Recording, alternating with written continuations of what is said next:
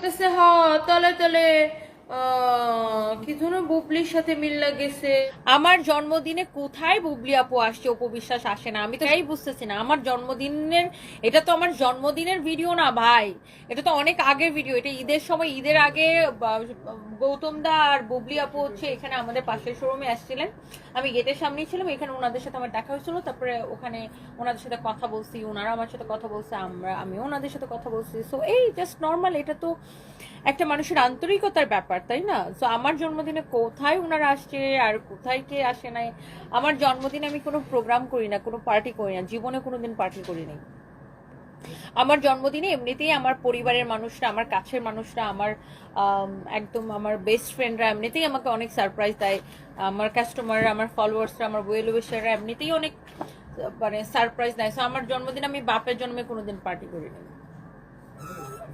নুরুন নবী লিখেছেন, তনি আপু তোমাকে আমার খুব ভালো লাগে, আমি শিলা। থ্যাংক ইউ সো মাচ, অনেক ভালোবাসা, থ্যাংক ইউ সো মাচ। আবার লিখছে, বুবলি কেন তোমার কাছে আসছিল আমি জানতে চাই। আরে আল্লাহ, কি এই বুবলি আপুর লাইভে আসা উচিত আমার। আমি লাইভে আসি দেখে সব প্রশ্ন সবাই আমাকে করতেছে।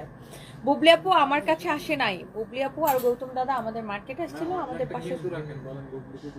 বুবলির সাথে এসেছে, আর বুবলি আপুর সাথে আমার ঝগড়া ছিল কবে? আর না মিলারই বা কি আছে? একটা মানুষের সাথে একটা মানুষের দেখা হলে কথা বলবে না, রেসপেক্ট দিবে না? উনি একজন অভিনেত্রী, ওনাকে আমি একজন অভিনেত্রী হিসেবে রেসপেক্ট করি, একজন মানুষ হিসেবে রেসপেক্ট করি। উনিও আমাকে নিশ্চয়ই উনিও আমাকে সেই রেসপেক্টটা দেখিয়েছে। So that's it. এটা নিয়ে এত গানা বাজনা না না না করার কি আছে, আমি সেটাই বুঝি না। আর গৌতম দাদার সাথে আমার 2020 থেকে ওনার সাথে আমার পরিচয়, তখন থেকে ওনার সাথে আমার ভালো সম্পর্ক। হ্যাঁ, হয়তো আমরা কাজ করি না একসাথে, বিকজ আমার প্রফেশন আর ওনাদের প্রফেশন ডিফারেন্ট। আর আমি তো কোনো ব্র্যান্ড প্রমোটার না যে আমাকে নিয়ে কাজ বা আমি ওনাদের সাথে কাজ করবো বা আমি দৌড়াবো।